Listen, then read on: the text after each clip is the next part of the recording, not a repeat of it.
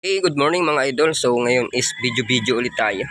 Ayan, update lang po sa aking mga ibon. So meron pala ako dyan isang inakay na ibinukod ko na kasi yung mga magulang nila is nag-itlog na. Ayan, pag ibinukod ko siya noong Sabado, tapos Friday. Hindi pala. Sabado, ibinukod ko siya ng Sabado ng umaga kasi nakita ko is parang binutbut na nung parents yung inakay. Eto po siya. So may sugat siya sa ulo pero maigi naman na. Ayun, makikita natin. Kawawa naman. Ayun, makikita natin mga lodi. Yan po'y dalawa. Kaya lang yung isa, yung medyo malaki-laki dyan is nakalipad. Hindi ko naman akalain na yung edad na 5 weeks is malakas nang lilipad. Ngayon yung kapatid niya nakalipad ngayon, di ko na alam kung saan napunta. Kaya siya na lang yung natira. Tapos ang ginawa ng nanay, ayan, may sugat yan sa ulo. Kaya ang ginawa ko, ibinukod ko na. So ito pong isang to is parang 5 weeks pa lang to. Kasi 25 ito inianak. 25 ng December. December nga ba? Oo, 25 ng December. Bali, nag-isang buwan lang ito nung 25 ng January. So, nasa 5 weeks na to. Kaya ayan, yan lang yung mabuti naman at nakain na siya. Ayan, yung kanyang tinitira yung chick booster. Sabi ko, baka naman makakasurvive na to kasi nakain na. Kawawa naman. Dalawa sana yan. Yung kapatid lang is nakalipad. Ang taas ng lilipad Kasi akala ko hindi pa sila nakakalipad. Di ang ginawa ko, chinecheck ko sila katulad ng dati. Ilalagay ko lang sila dyan, dalawa, dyan sa sirang parang palayok na yan.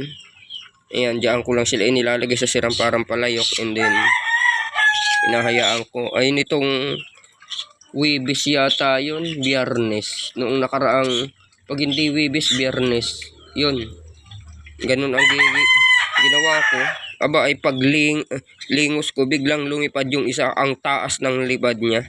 Mataas pa sa kabahayan, kaya hindi ko na nakita kung saan na ba siya pumunta. Ayan, kung makikita natin. Laki ng susugat niya sa ulo, pero okay naman na, bahaw na kasi ginagamot ko ng betadine. Ayan mga idol. So, update lang. Ayan. Sana mabuhay siya pero nakain naman siya. Yan ang kinakain niya, chick booster. Ayan, makikita natin yung ulo niya. Is ganun yung pero magkakabalahibo pa naman yan basta mabuhay lang. So ayan, dito naman sa aking dalawang GCC na sa pair ko ng GCC is hanggang ngayon po is hindi pa rin sila nag-iitlog. Nesting pa rin sila doon. Naglalagas ng balahibo and then nagkukut-kut sila doon sa kanilang nest box is may mga kusot naman sila doon. Ayan. So ito palang GCC kong ito, ang sabi nung pinagbilhan ko is DNA daw ito. Mayroon itong DNA pero gusto kong makasigurado kasi wala namang masama kung halimbawa ipa-DNA ko ulit to. Yan. Kasi kung mapapa-DNA ko ulit to, is sa akin ko na ito ipapangalan. Yan, ang aking GCC na yun yung lalaki. Ayun, nakahapon sa nasa pinch yung lalaki. Yun. Sabi nung pagpapa-DNA yan, is pupwede raw naman yun sa akin ipangalan. Yung ibon, pupwede raw ulitin ang DNA kung gusto ko. Kaya lang, siyempre babayad. Ayan. Kaya, malaki po itong ipa-DNA siguro mga March. Yan. Mga Marso. Yan. Kasi ngayong March 2 is uuwi ako sa amin kasi birthday ng tutoy ko. Kaya ipa-DNA ko to is siguro mga makalipas ang March 15 para may sahod na. Yan. Kasi halos kulang 1,000 din ang pa-DNA dito sa pair na to. Ayan mga idol. So, update lang. So, dito pala sa aking ito is sa aking green number 1, ito po is pair ng green. Meron po siyang 3 itlog. Ayan. Bali, ikakadling ko yan sa 5. Ayan po yung itlog nilang. 3 pa lang yung siguro hanggang tatlo na lang sila kasi ano lang yan, basal.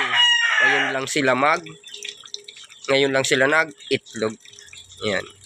Ano na matagal na Hay ngayon ano na ngayon, 3 na hindi pa nasusundan yung itlog. Yung huling itlog nila is January 30. Ayan, kaya nalimlim na yun siguro. Yan, tapos dito, meron naman ako dito na, ayan. Yan po yung lalaki ng ubas ko. Meron naman po ako dito na, ito, blue opa. Ayan sila, ayan. Ayan, at saka ano. So, ayan. Yan po yung kanilang mga itlog. Yung mga itlog number 1. Apat po ang itlog nito. So, ito is, inikadling ko na ito kagabi. Pero sa awa ng Diyos is, may similya lahat. Ayan. Napakagaling talaga ng IG 1000. Yan, IG 1000 lang po ang ginagamit ko. IG booster. Ayan mga idol. So, kinadling ko na yan. Lahat po may similya yung 4 na itlog. Kasi may mga ugat-ugat na. So, dito naman, meron akong pair ng dilaw.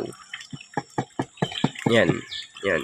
So, nagninesting pa lang po sila. Wala pang itlog. Ayan po mga idol. So, yun. Ito yung nanay nung aking inakay na yan. Ito po ang parents ng aking inakay. So, ito ang lalaki yung nasa baba. Yun yung babae nasa pinsa yun.